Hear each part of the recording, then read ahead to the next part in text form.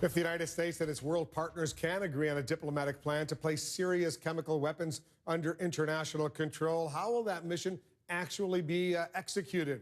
And is there a chance it could turn out to be mission impossible? CNN's Tom Foreman is over in the virtual room along with the CNN military analyst, the former commander of the U.S. Army Intelligence Center, retired Major General Spider Marks. Tom, explain how difficult a mission this will be. Well, Wolf, let's explain by looking at a map first. We're going to show you here all of the places that intelligence forces believe that the Syrians have comprised or put together or stored large amounts of chemical weapons. Now, let me show you many of the cities in which there's been fierce fighting in this civil war. Look, it's all right on top of each other. That's why, General, you say if you're going to have any hope of grappling with this stuff, you're going to have some ground rules. Right. What do you mean?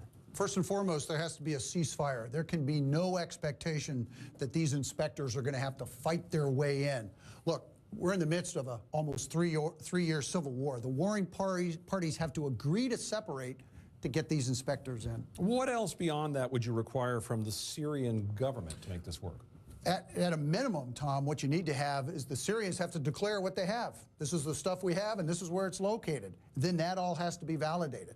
And that is going to take a very long time in order to get that done. So that's all very complicated, including the fact we don't know if we're going to destroy weapons or if the military is going to destroy the labs or if the people who were involved are free from any kind of prosecution. Let's say you get past all of that, though. Let's say all of that is settled. Then you move to the second part, which is the actual search. And this can also be complicated. Here's one reason why. Let me give you for instance here. You go into some facility where there's supposed to be all these barrels of chemicals, and you find only a fraction of that much. What happens?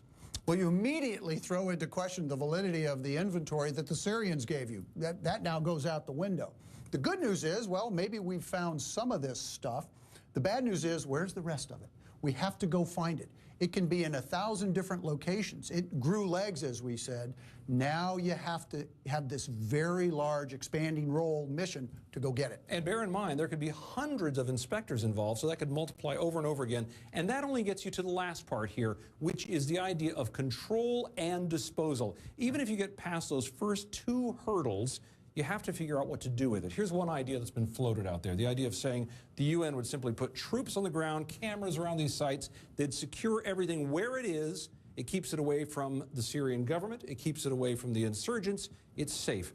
What's wrong with that plan? Well, here's the challenge. The potential military action didn't include boots on the ground. Here's a diplomatic solution that would necessarily include boots on the ground. You have to protect these sites. You have to provide persistent stare on these sites so these chemical weapons don't grow legs again and disappear on you. You can certainly put electronic surveillance in place, but it's going to take a lot of time. This is a very large, very expansive task, months at a minimum to get this accomplished. And your suggestion is, based on your experience in Iraq, the best plan would probably be, if you can get to this point, if you can get there, to destroy it where it is. To blow it up in place. That's exactly right. Render that location safe, blow it in place.